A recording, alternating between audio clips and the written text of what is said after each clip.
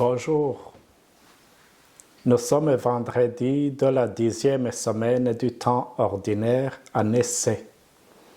Nous allons méditer l'évangile de Jésus-Christ selon saint Matthieu, chapitre 5, du verset 27 à 32. Jésus, le roi des rois, c'est Jésus, le bon pasteur.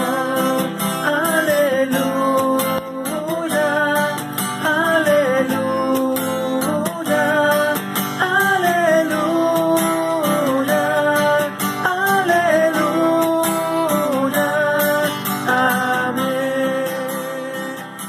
Le Seigneur soit avec vous. Évangile de Jésus-Christ selon saint Matthieu.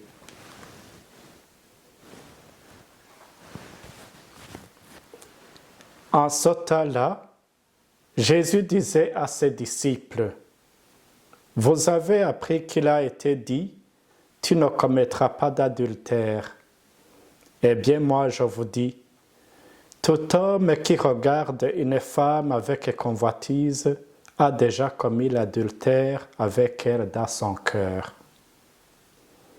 Si ton œil droit entraîne ta chute, arrache-le et jette-le loin de toi, car mieux vaut pour toi perdre un de tes membres que d'avoir ton corps tout entier jeté dans la gêne. Et si ta main droite entraîne ta chute, coupe-la et jette-la loin de toi, car mieux vaut pour toi perdre un de tes membres que d'avoir ton corps tout entier qui s'en aille dans la gêne. Il a été dit également, si quelqu'un renvoie sa femme, qu'il lui donne un acte de répudiation. Eh bien, moi, je vous dis, tout homme qui renvoie sa femme la pousse à l'adultère. Et si quelqu'un épouse une femme renvoyée, il est adultère. Acclamons cette parole de Dieu. C'est Jésus qui a vaincu la mort. C'est Jésus qui est assis à la droite de Dieu notre Père. Alléluia, Alléluia, Alléluia, Alléluia, Amen.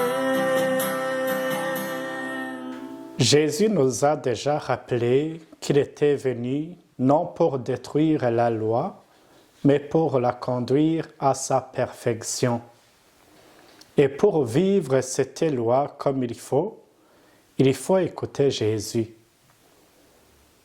Vous avez appris qu'il a été dit, et moi je vous dis. Il ne nous donne pas une loi nouvelle, il nous aide plutôt à la vivre parfaitement. En méditant ces paroles de Jésus concernant la double vertu de pureté et de chasteté, l'on peut se poser la question des disciples. Qui donc peut être sauvé? Jésus nous paraît très exigeant, voire parfois incompréhensible. Commettre un péché du seul fait du regard impur, enlever son œil ou couper sa main, s'il nous entraîne au péché, tout cela nous amène à comprendre que finalement, nous sommes sauvés par la grâce de Dieu.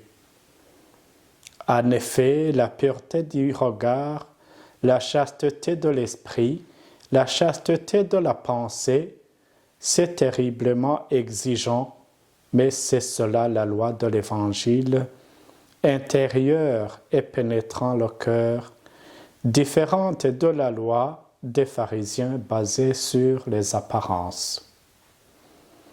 Jésus nous ouvre toujours la porte du repentir et la possibilité de nouveaux commencements.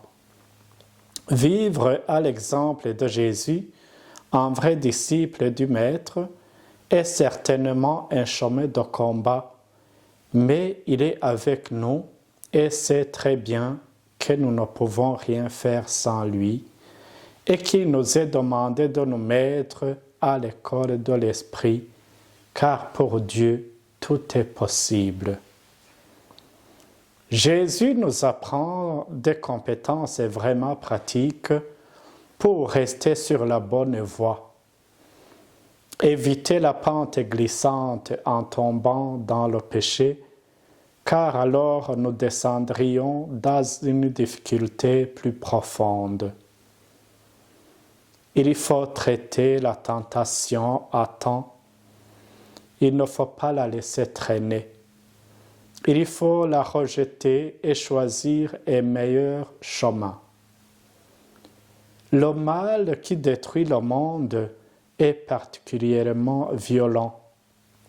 Jésus prend le contre-pied de ce mal perfide par le remède qu'il veut efficace. Rompre avec la malice du monde ne se fait pas sans affrontement. C'est vrai, la mutilation ne changerait nullement les pulsions intérieures. Vivre comme Dieu le demande signifie d'abord changer la mentalité. Le Seigneur ne se limite pas à la dimension physique du geste, mais il fait voir également sa dimension intérieure, car il ne suffit pas de passer à l'acte pour qu'il y ait péché. En effet, affirme Jésus, déjà l'adultère est commis dans le cœur par le truchement du regard convoitant la femme d'autrui. Le disciple est alors appelé à entretenir une pureté intérieure en développant, par exemple, des sentiments de profond respect envers la personne en face de lui et en respectant l'esprit de la règle d'or d'éviter le mal et de faire le bien. Tout ce que vous voudriez que les autres fassent pour vous, faites-le pour eux, vous aussi, nous dit Jésus dans l'Évangile selon Saint Matthieu chapitre 7, verset 12. Le plus important est de nous débarrasser de ce qui nous conduit à ce type de péché. Apparemment, la parole de Jésus aujourd'hui est adressée uniquement aux hommes.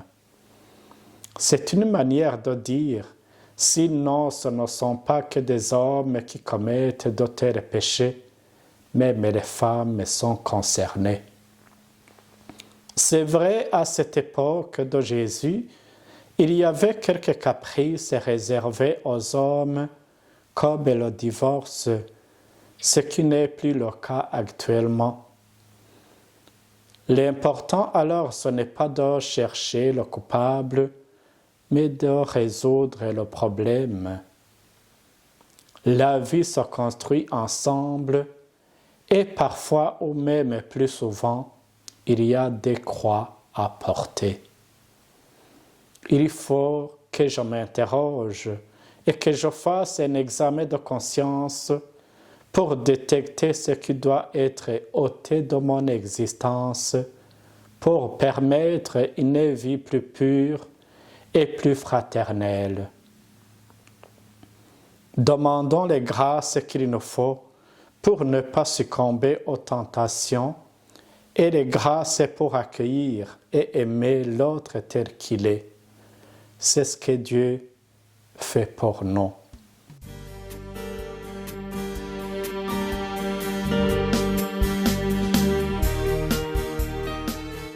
Prions le Seigneur. Sois avec nous, Seigneur, et fortifie-nous dans notre lutte de chaque jour. Amen. Que Dieu Tout-Puissant vous garde et vous bénisse, le Père, le Fils et le Saint-Esprit. Amen. Bonne journée.